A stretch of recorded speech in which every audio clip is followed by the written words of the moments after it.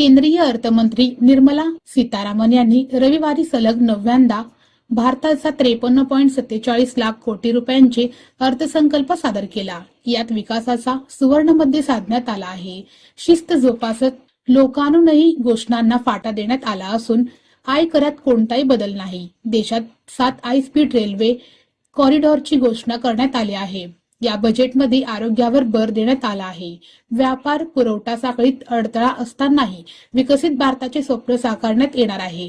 चामडी वस्तू, सिंथेटिक पादत्राणे, कपडे, कर्करोग व मधुमेहावरती औषधे, seafood, lithium ion battery, mobile battery, सौर पॅनल, मिश्र वायू, सीएनजी, ईव्ही, मायक्रोवेव्ह ओव्हन, विमान इंधन, परदेश प्रवास, परदेशी शिक्षण, मासे, क्रीडा साहित्य, स्मार्टफोन या वस्तू स्वस्त झाल्या आहेत।